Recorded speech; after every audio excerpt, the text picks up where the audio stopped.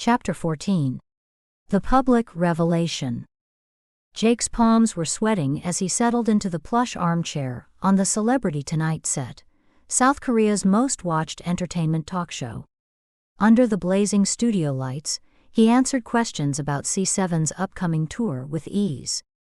"So Jake," the host leaned forward conspiratorially, "rumors say you've been spending much time in the studio lately. Are you working on any special projects?"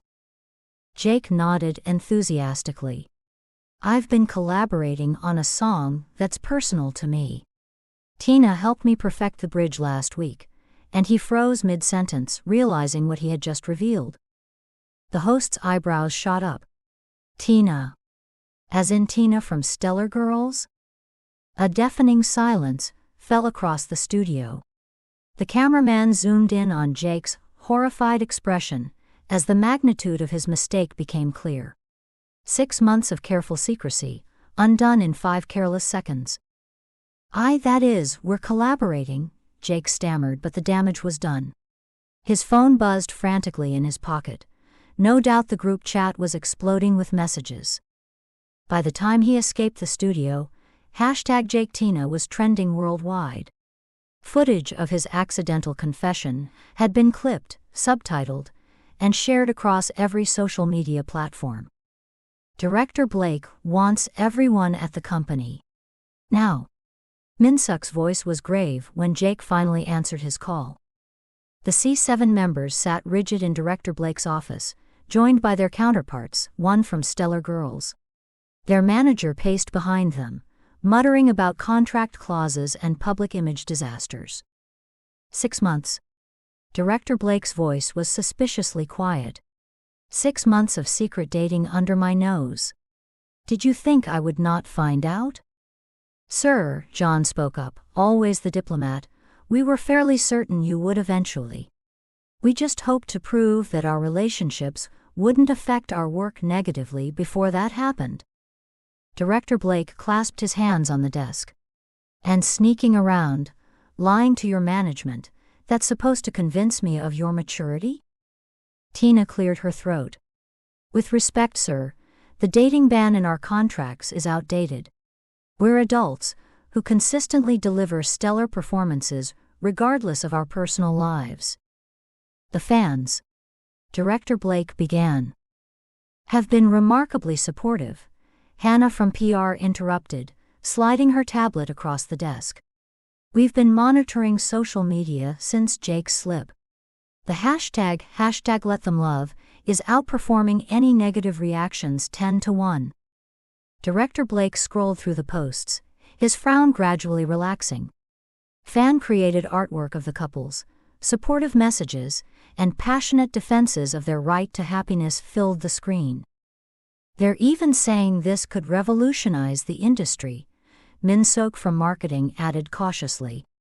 "Being the first entertainment company to support idols dating openly could be a competitive advantage."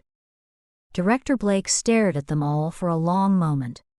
"Each of you has 24 hours to decide.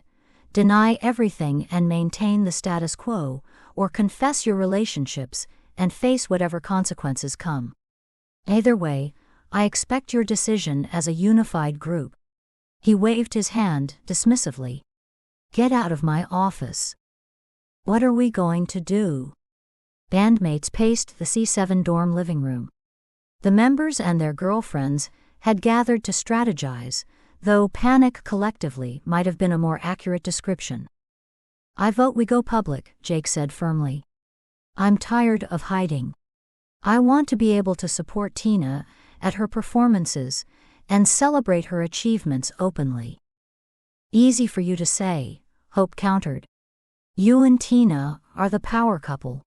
Julian and I haven't even told our parents yet." Julian squeezed his hand reassuringly. "Whatever we decide, we do it together." John cleared his throat. "I think we should consider the bigger picture. This could change things for all idols. Maybe it's worth the risk."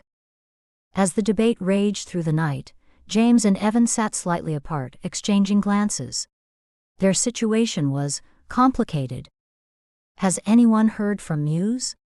James finally asked, checking his phone for the 100th time. She texted that she needs time to think, Hannah replied gently. Teaching her kindergarten class today gave her perspective. Evan nodded grimly. Well, while you all figure out your statements, we have a different mission to plan. The next morning, 23 5-year-olds stared wide-eyed as twins James and Evan carried guitars, looking terribly out of place among the tiny chairs and finger paintings. Miss Muse, a little girl tugged at her teacher's skirt. Are those your princes? Muse's face flushed crimson as she faced James and Evan. What are you doing here? This is my workplace. We know, James said, dropping to one knee to address the children. We came because we need your help convincing your teacher that sometimes loving two people isn't wrong when everyone agrees. Like in Princess Pollyanna, a boy shouted, referring to a popular children's show with a controversial storyline that had recently aired. Exactly, Evan smiled, strumming his guitar. And we wrote a song about it. Perhaps the most unconventional apology in music history followed. Twins performing an age-appropriate song about friendship, love and honesty to a classroom of delighted kindergartners who clapped along enthusiastically. When they finished, a solemn-faced little boy approached Muse. Miss, my mommy says when someone says sorry and means it, you have to decide if you want to keep being mad or start being happy again. Muse looked between James and Evan, then at her class of expectant faces. Out of the mouths of babes, she murmured, then broke into a reluctant smile. I choose to be happy. As the 24-hour deadline neared, 13 anxious youths assembled in Director Blake's office that afternoon. We've made our decision, John announced, stepping forward as the appointed spokesperson. We want to confirm our relationships publicly. Director Blake leaned back in his chair, his expression inscrutable. After what felt like an eternity, he nodded. Very well.